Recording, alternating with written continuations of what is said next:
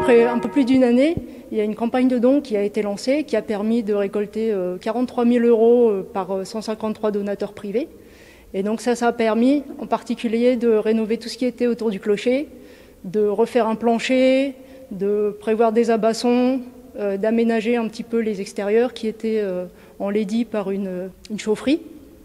Et également, ça c'est tout récent, de faire la rénovation des cloches par l'entreprise Paccard. Donc elles ont été complètement nettoyées, ce qui met en valeur particulièrement toutes les inscriptions qu'il y a sur ces cloches. Donc comme vous voyez, le clocher de Caige, il se comporte de 4 cloches. On a une grosse cloche, Marie-Françoise, qui fait de 1263 kg, qui est de 1886. Ça a été refondu en 1886. À côté, on a Saint-Agathe. Après, vous avez Lucie-Joséphine, là, derrière moi. Et puis, la plus petite, Marie-Cécile. En bois, c'est le joug. Après, on a les anses. Vous voyez là, les anses. Après, là, autour, ça, c'est la robe. Et puis, le bâton. Là, c'est le bâton.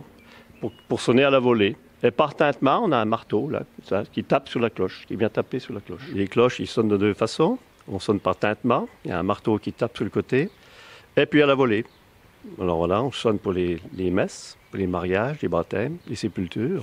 Donc ce chaudron ici a été retrouvé il n'y a pas très longtemps dans le presbytère de la commune. Sur les poignées, on a trouvé des inscriptions qui attestent son histoire, puisqu'il était utilisé pour servir la soupe aux indigents. Donc il a été martelé par les révolutionnaires. Ça atteste en fait son histoire. Et il a été récemment inscrit au patrimoine historique par la DRAC. Donc ça atteste encore plus sa valeur. Donc le bâtiment ici dans lequel on se trouve a été construit juste à côté de l'ancienne tour du château, qui fait office maintenant de clocher et puis de chœur pour l'église. Donc ça a permis à la fois d'utiliser la tour et puis d'éloigner un petit peu l'ensemble du bâtiment du torrent qui, lorsqu'il était en crue, avait inondé l'église. L'église de Caige va être visitable tout l'été, tous les lundis à 17h30. La FACIM organise des visites.